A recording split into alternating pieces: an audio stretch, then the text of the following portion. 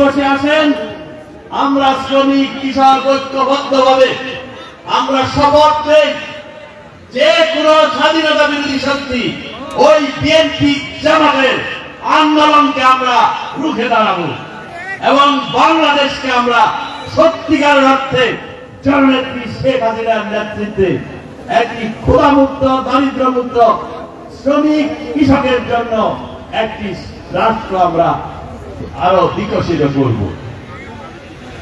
প্রিয় ভাই ও বোনেরা, টাঙ্গাইলের কথা বলতে হয়।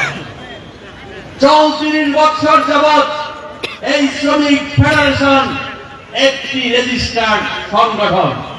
34 বছর একটানা এই টাঙ্গাইলে আমরা যেখানে চেয়েছি সেখানে আমরা অনুষ্ঠান করেছি। ওই পৌর উদ্যান, বিন্দুবাসিনী, নিরালার মোড় প্রতি বছর অনুষ্ঠান হয়েছে। আমি কমপক্ষে 8-9টি অনুষ্ঠানে প্রধান অতিথি থেকেছি। আজকে একটি ভুইপুর সংগঠন, রাজনীতিতে যারা ব্যর্থ, মাটি নাই, তারা প্রশাসনকে বিভ্রান্ত করেছে। আমাদের ডিসিএসপি নতুন এসেছে, তারা বুঝে উঠতে পারে নাই যে শ্রমিক ফেডারেশন কি আর পৌর শ্রমিক ঐক্য পরিষদ কি। আকাশ পাতাল, সমুদ্রের সাথে খালের একটি তুলনা। এইরকম ভুইপুর সংগঠন বাংলাদেশে আছে। মেয়র মহোদয়, আপনাকে সম্মান করি। সভাপতি বাবা মিয়া বলেছেন, আমরাও আপনার ভোটের আন্দোলনে আমরা ছিলাম, ভোট সংগ্রহ করেছি। আজকে আপনি বিচ্ছিন্ন হয়েছেন, পৌর অফিসকে ষড়যন্ত্রের সাহেব বাজার কুটির করেছে। এই সাহেব বাজার কুটিরে বসে বসে ষড়যন্ত্র করছেন। আপনি কি এই সরকারের পক্ষে কাজ করছেন? আওয়ামী লীগের পক্ষে, শ্রমিকদের পক্ষে কাজ করছেন? শ্রমিক ফেডারেশন নির্বাচিত নেতা, এখানে বিএনপিও এখানে নির্বাচিত হয়ে আছে। আমার মধুপুর আজকে বিরাট অনুষ্ঠান হচ্ছে, সেখানে বিএনপি নেতা নির্বাচিত, তারাও মঞ্চে থাকবে। আমরা অনেক সময় মধুপুর অনুষ্ঠান করি, এই ফেডারেশনের অন্য দলের নেতারাও থাকে। স্পিরিট, চেতনাটা কি? চেতনা হল সকল শ্রমিক ঐক্যবদ্ধ করা, সকল মজুদদার ঐক্যবদ্ধ করা এবং তাদের স্বার্থ, তাদের ন্যূনতম মজুরি, তাদের বকেয়া মজুরি, তাদের চিকিৎসা, তাদের জীবনযাত্রার মান, এগুলোকে উন্নত করা এবং সেদিকে মনে রেখে আমরা এদিকে ঐক্যবদ্ধ রাখতে চাই। এবং এই চেতনা নিয়ে ফেডারেশন দীর্ঘদিন চলছে। আপনি নতুন একটা নিজের ক্ষমতা দেখানোর জন্য, নিজের কর্তৃত্ব প্রতিষ্ঠার জন্য আপনি এমন একটি 34 বছরের প্রতিষ্ঠানকে কলঙ্কিত করছেন, কালিমা লেপন করছেন। এটি কোনদিন শ্রমিক সমাজ মেনে নেবে না। আমি দাঁড়িয়ে এখানে ঘোষণা করতে চাই, আপনার শ্রমিকরা যদি ঐক্যবদ্ধ হন, আজকে যেভাবে উৎসাহ উদ্দীপনা নিয়ে এসেছেন, নিশ্চয়ই তাদের কানে মেসেজ গেছে, তাদের কানে কর্ণগোপ করে পৌঁছেছে। আগামী দিনে টাঙ্গাইলে কোন অনুষ্ঠান শ্রমিক ফেডারেশনের পাল্টা করে করতে পারবেন না। আপনারা 100টা অনুষ্ঠান করেন, আমরা বাধা দিব না। বহু ভুইপুর সংগঠন আছে।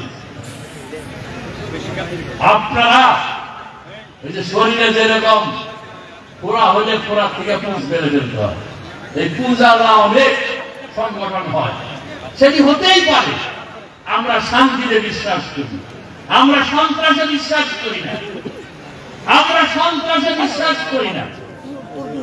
বর্তমান সরকার নির্বাচিত সরকার, আমরা জানমালের নিরাপত্তা দিতে চাই, শান্তি দিতে চাই, সরকারকে সামনের দিকে এগিয়ে নিয়ে যেতে চাই।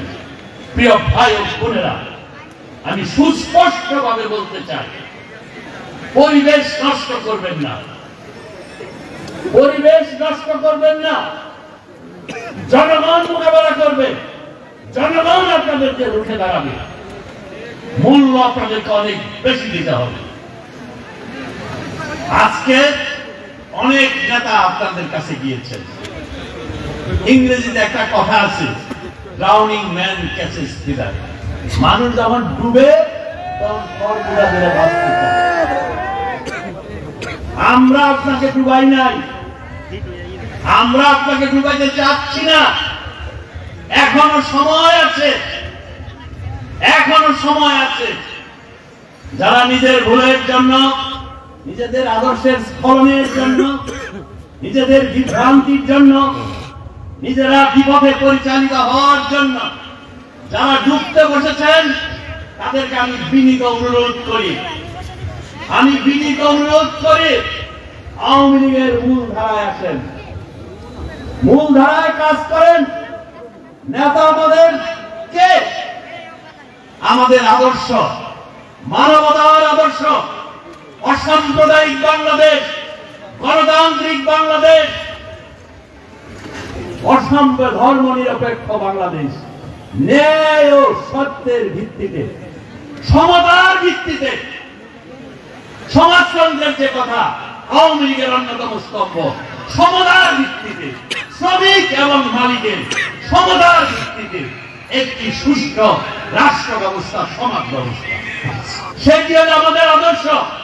জাতির পিতা বঙ্গবন্ধু দিয়ে গেছেন, সেই আদর্শ থেকে লড়ার কোনো সময় সুযোগ নাই, চুল পরিমাণ কারো বিচ্ছিন্ন হওয়ার সুযোগ নাই। নেতা আমাদেরকে, নেতা জননেত্রী শেখ হাসিনা। আমি ডক্টর রাজ্জাক নেতা নই, ফজলুর রহমান খান ফারুক নেতা নয়, মতিয়া চৌধুরী নেতা নয়, ওবায়দুল কাদের নেতা নয়। নেতা আমাদের জননেত্রী শেখ হাসিনা। জননেত্রী শেখ হাসিনার নির্দেশে দলের সাংগঠনিক কাঠামোর ভিত্তিতে এই দল চলবে। কাজেই যারা এটাকে ব্যবহার করছেন, মানুষকে বিভ্রান্ত করছেন, আবার আমি বিনীতভাবে অনুরোধ করছি, মূল ধারায়, মূল স্রোতে আসেন। আমাদের মধ্যে বিভেদ থাকতে পারে, ভুল বোঝাবুঝি থাকতে পারে। আপনি এই মঞ্চে এসে বলতেন, আর একটি মঞ্চে আপনি কেন গেলেন? এক মঞ্চে এসে বলতেন এটা আমি মানি না, সেটি হলে বঙ্গবন্ধুর আদর্শের কর্মী আপনি হতেন। বিভ্রান্ত হওয়ার, দলকে বিপদে পরিচালনা করার যোগ্যতা এই কর্মীরা আপনাকে দেয় না। আপনি সম্মেলন, আমরা সম্মেলনের মাধ্যমে নেতা নির্বাচিত হব। সম্মেলন পর্যন্ত আমাকে অপেক্ষা করতে হবে, অবশ্যই অবশ্যই অপেক্ষা করতে হবে। আগামী সম্মেলন পর্যন্ত আমি মূল স্রোতে থাকবো। আমি অনেকগুলো কথা বললাম। প্রিয় শ্রমিক ভাই ও বোনেরা, আপনারা যে উৎসাহ জীবনা দেখিয়েছেন, যোগ্য দেখেছেন, যে পরিমাণ শ্রমিক আজকের এই সভাস্থলে এসেছিল, তারা থাকে নাই, তাতে কিছু যায় আসে না। আমি উৎসাহ উদ্দীপনাটাকে বড় করে দেখি। উৎসাহ উদ্দীপনার ঢেউ আপনারা তুলেছেন, তরঙ্গ আপনারা তুলেছেন। এই তরঙ্গে, এই প্লাবনে সকল অপশক্তি বেঁচে যাবে, নির্মূল হয়ে যাবে। এবং ফেডারেশনের যে আদর্শ, শ্রমিকের ঐক্য, আপনারা বলেছেন মেডিকেল কলেজ, হসপিটালে, শেখ মুজিবুর কলেজে, এখানে আপনাদের চিকিৎসা হয় না। আমি আপনাদের প্রতিশ্রুতি দিচ্ছি,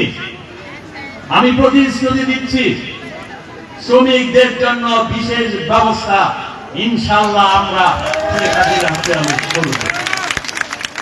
প্রায়োরিটির একটা জায়গা আপনাদের জন্য অবশ্যই অবশ্যই থাকতে হবে। ট্রাক আমরাই করতে পারি নাই, জায়গা নানানোর কারণে। চলুন আমরা সবাই মিলে, আওয়ামী লীগের নেতৃবৃন্দ, সকল নেতৃবৃন্দ, আমরা মিলে আমাদের জন্য, এই টাঙ্গাইলের জন্য একটা ট্রাক বাস স্ট্যান্ড আমরা করতে পারি, যেখানে শহরের মানুষের কষ্ট হবে না, আমাদের শ্রমিকরা একটা সুন্দর পরিবেশে থেকে ট্রাক পরিচালনা করতে পারবে। এটি আমি আপনাদেরকে বলতে চাই। আর একটি বিষয়, আপনারা শ্রমিক সবসময় আন্দোলন সংগ্রামে নেতৃত্ব দেন।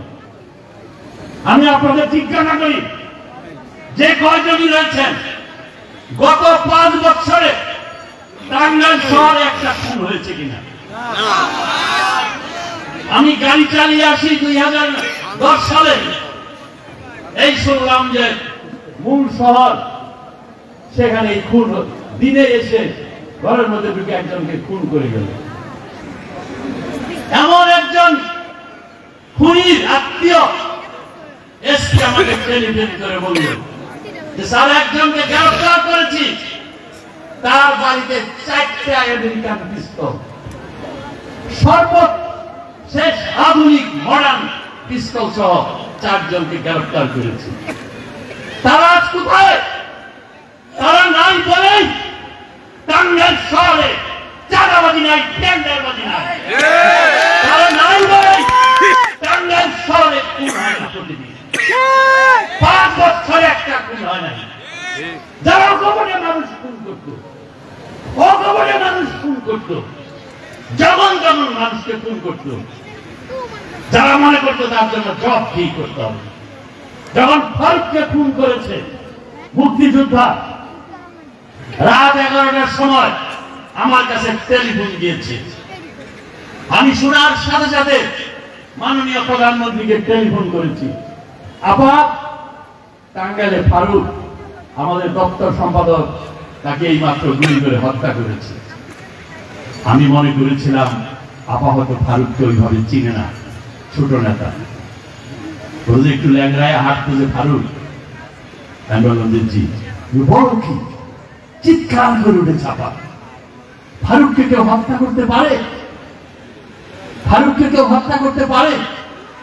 সেই তো টাঙ্গাইলের আমাদের অফিসটা পাহারা দেয়, টাঙ্গাইলের সকল কর্মীরা তার কাছে আসে। সে আমার সোর্স, কোনো কিছু হলে আমি তাকে টেলিফোন করি, আমি টাঙ্গাইলের খবর দিই। এই হলো আমাদের নেতা জননেত্রী শেখ হাসিনা। আর সেই ফারুককে হত্যা করেছে কারা করলো? আমি স্তম্ভিত হয়েছি। নেতা সত্যিকার বঙ্গবন্ধুর কন্যা কিভাবে নেতাদের চিনে, কর্মীদের চিনে, ফারুককে চিনে, কি করে হাঁটত, সেই তো আমার সব তথ্যের যোগানদার ছিল টাঙ্গাইল। প্রিয় ভাই বোনেরা, আপনারা কি চান এই ফারুকের হত্যার বিচার হবে না? কোন নেতারা কারা ভোট পায় এমপি হয়েছেন? কে আপনাদেরকে ক্ষমতা দিয়েছে খুনির পাশে দাঁড়ানোর জন্য? চার্জশিটে খুনি বিচার শেষ হওয়া পর্যন্ত আপনি যত বড় এমপি হন, মন্ত্রী হন, আমি যদি ডক্টর রাজ্জাক মন্ত্রী হই, মন্ত্রী হয়ে আমার ক্ষমতা নাই, আমি একজন খুনির পাশে দাঁড়াবো, তার জন্য আমাকে জবাব দিয়ে করতে হবে।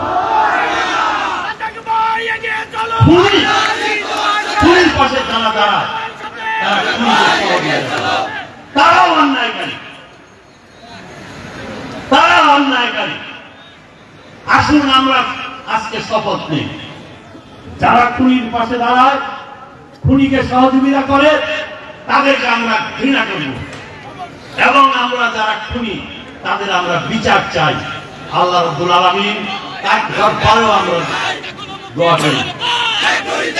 ইসলামের মদিনা সনদ, প্রথম সনদ, সেই সনদে স্পষ্ট লেখা রয়েছে, পৃথিবীর প্রথম সংবিধান, সংবিধান কনস্টিটিউশন বলা আছে, একজন মুসলমান যদি একজন ইহুদি দ্বারা খুন হয়, অত্যাচারিত হয়, তার যে বিচার, একজন মুসলমানও যদি বিনা কারণে একজন ইহুদিকে হত্যা করে, তাকে অত্যাচার করে, একই বিচার হবে, অর্থাৎ সকল মানুষ সমান। কে অধিকার দিয়েছে টাঙ্গাইল শহরে একটা টেন্ডার যাকে তাকে খুন করা যাবে, গায়ে হাত তোলা যাবে, সেটি বন্ধ করতে চেয়েছিলাম। আজকে আপনাদের সবাই আসলো, আমাকে বলা হয়েছে আপনার কোনটাই যাওয়া ঠিক হবে না। এখান থেকে অনেকে টেলিফোন করেছে, আমি তাদের বলেছি রুশ দার্শনিক দাসের একটি কথা আছে, যে সকল বুদ্ধিজীবী, যে সকল পণ্ডিত, শিক্ষক জাতির সংকটের সময় নীরব দর্শকের ভূমিকা পালন করে, তাকে আমি দুজকের আগুনে নিক্ষেপ করতে চাই। আমিও বলছি খুনিরা মিটিং ডক্টর রাজ্জাক ঘরে বসে থাকবো না। আমি আরো বলেছি, ঝড় বৃষ্টি বাদল রাতে আমরা আছি তোমার সাথে। স্লোগান দিয়েছিলাম, মাননীয় প্রধানমন্ত্রী যদি বাংলাদেশে আসে, আওয়ামী লীগের নেতা কর্মীরা স্লোগান তুলেছিল, ঝড় বৃষ্টি বাদল রাতে নেত্রী আমরা শেখ হাসিনা আমরা আছি তোমার পাশে। আমি আজকে বলতে চাই, আমি ব্যক্তিগতভাবে অন্যায়কারী, অত্যাচারকারী, টেন্ডারবাজ, চাঁদাবাজদের বিরুদ্ধে আমি একা হলেও আমি থাকবো।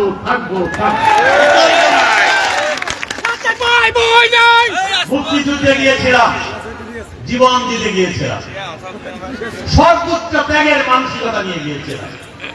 অনেকদিন আল্লাহ রাব্বুল আলামিন বাঁচিয়ে রেখেছে, অনেক সম্মান দিয়েছে। 3টি মন্ত্রণালয়ে 10 বছর মন্ত্রী ছিলাম। আর কি পাওয়ার আছে জীবন?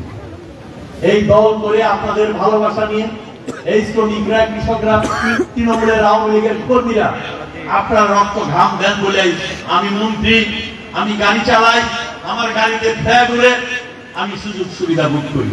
আপনারা কি পান? কিছুই পান না। একটাই আনন্দ, আওয়ামী লীগ পাওয়া গেছে।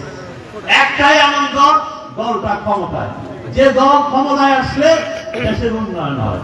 যে দলের নেতা শেখ হাসিনা, তিনি দেশটাকে সারা পৃথিবীতে নতুন মর্যাদা, নতুন সম্মানের জায়গায় রাখছে। আসুন আজ এই মে দিবসে শ্রমিক, কৃষক, আওয়ামী লীগের নেতারা আমরা শপথ নেই, নেত্রীর হাতকে শক্তিশালী করে দেশটাকে আমরা সমৃদ্ধশালী করব।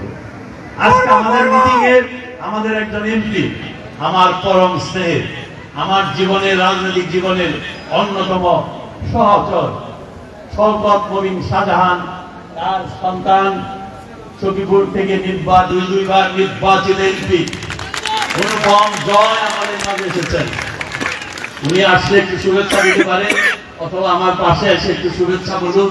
আমি আমার বক্তব্য শেষ করে নিয়ে এসেছি। আমি দুঃখিত।